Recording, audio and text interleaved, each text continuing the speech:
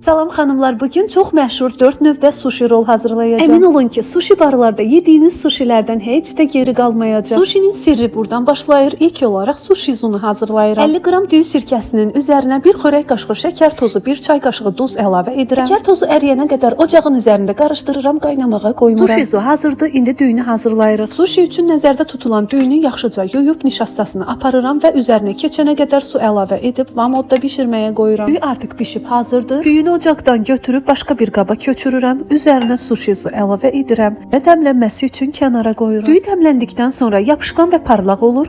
Məhz ideal sushi düyüsü belə olmalıdır. Sushi izu əlavə edəndən sonra düyü sulu kimi görünə bilər, amma dəmləndikdə ideal kıvama gəlir.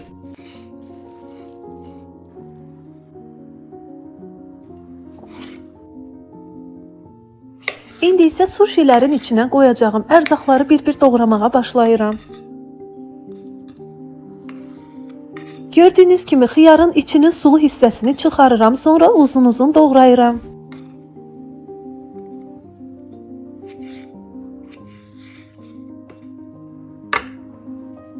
Avokadonu ortadan bölüb tumunu çıxarıram və qabığını soyuram. Uzun formada doğrayıram.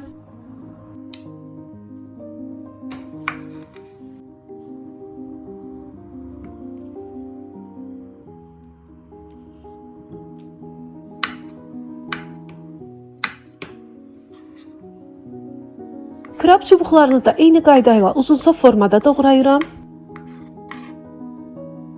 Burada mən hisə verilmiş farel balığını dilimləyirəm. Uşaqlar da yeyəcəyi üçün çiğ balıqdan istifadə etmirəm. Sushi hazırlığında əsasən somon, tuna və yellowtail kimi çiğ yeməyə uyğun balıqlardan istifadə olunur. Öncədən təmizləyib yuyub quruladığım krevetkaları qızartmaq üçün xüsusi xəmir klyar hazırlayıram. 5 xörək qaşığı unun üzərinə 1 stəkan buz kimi soyuq su və 1 yumurta əlavə edib hamar kütlə alınana qədər qarışdırıram. Kütlənin duzunu və istiotunu da əlavə etməyi unutmuram. Gördüyünüz qaydayla əvvəlcə krevetkaları xəmirə batırıb sonra suxarıya bulayıram və qaynar yağda qızardıram.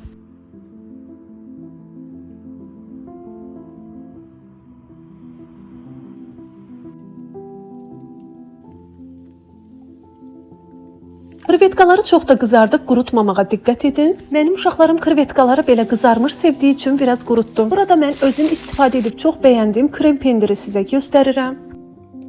Krem torbasına pendiri əlavə edib sushiləri yığmağa başlayıram.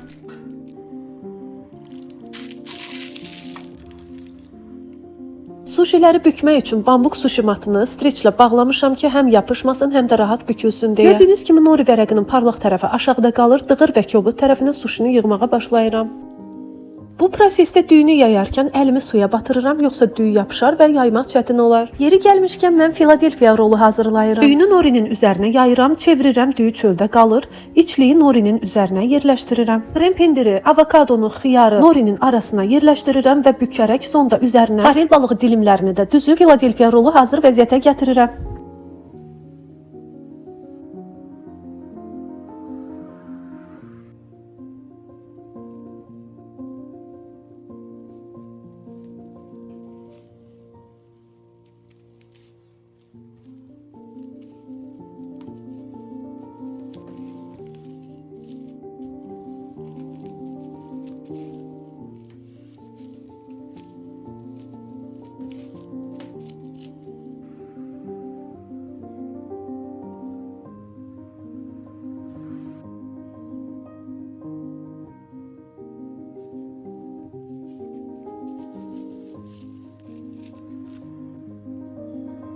İndi isə məşhur Kaliforniya rolu hazırlayıram.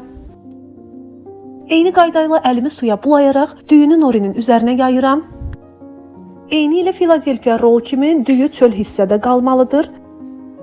Düyünü tərs çevirərək norinin üzərinə krab, avokado, xiyar, krem pendir əlavə edib bükürəm. Sonda Kaliforniya rolunu qovrulmuş küncüdə batırıb tamamlayıram.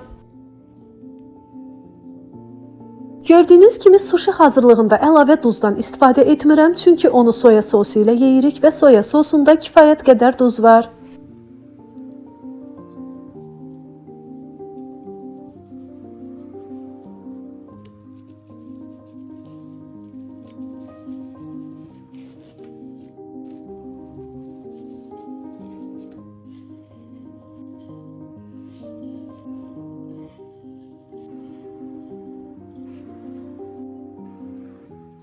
İndi isə klassik krevetkalı rol hazırlayıram. Düyünün üzərinə krevetka, xiyar, avokado və krem pendir yığılır. Klassik krevetkalı rolda düyü içəridə qalır, nori isə çöldə olur.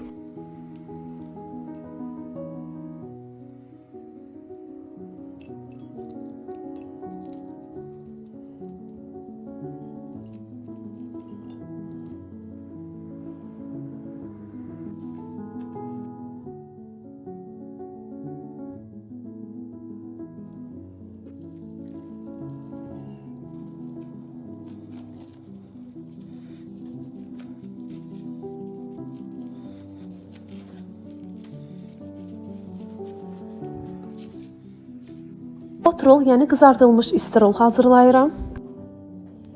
Eyni qayda ilə norinin üzərinə düyünü yayıram. Üzərinə krem pendiri, krabs, xiyar və avokadonu düzürəm.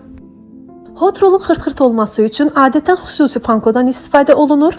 Mən isə panko tapa bilmədiyim üçün ev şəraitində hazırladığım çörək ovuntusundan istifadə etdim.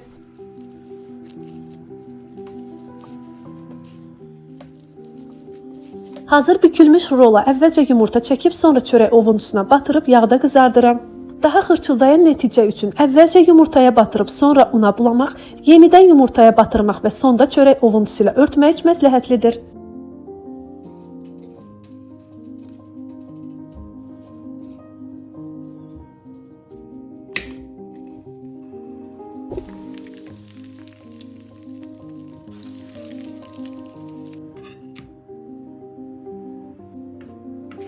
Rolları doğrayarkən bıçağın yapışmaması və səliqəli kəsməsi üçün bıçağı hər dəfə salfetlə silməli və yaxud da suya batırıb çıxarmalıyıq.